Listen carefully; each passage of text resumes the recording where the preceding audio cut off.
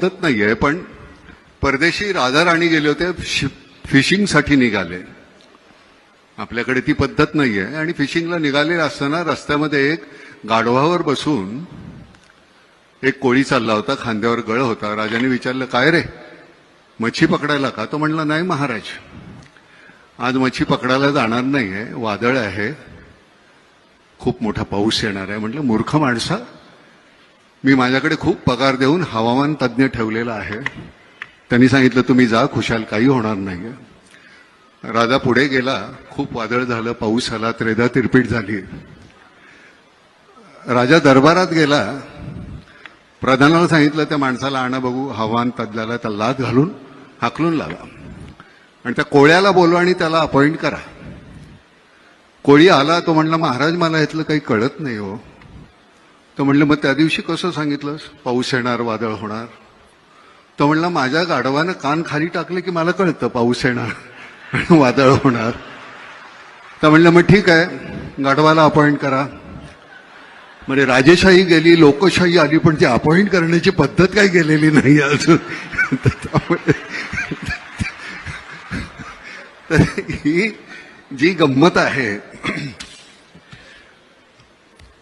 अरविंद इनामदार आमचे जे कमिशनर होते, त्यांची एक पद्धत होती बोलण्याची. या देवा, कसं काय देवा, काय काय आणू का तुम्हाला, काय देवा.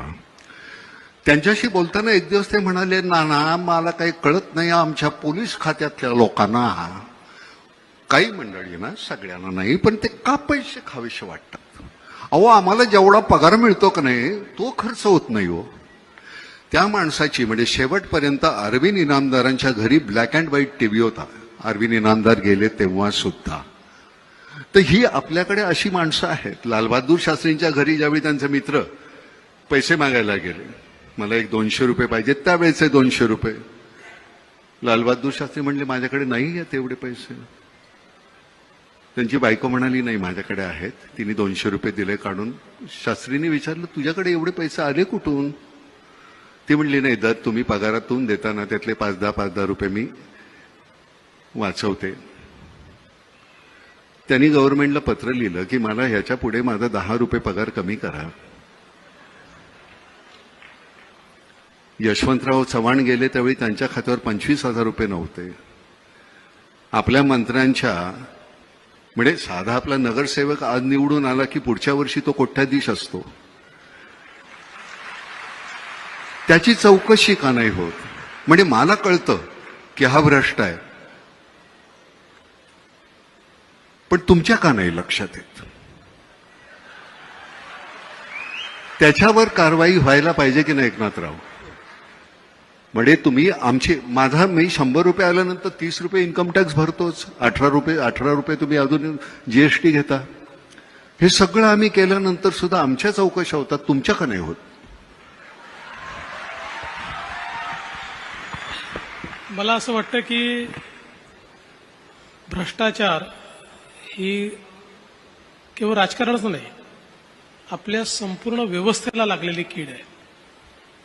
आणि दुर्दैवाने ही संपवायची असेल तर खूप सामूहिक प्रयत्न करावे लागतील.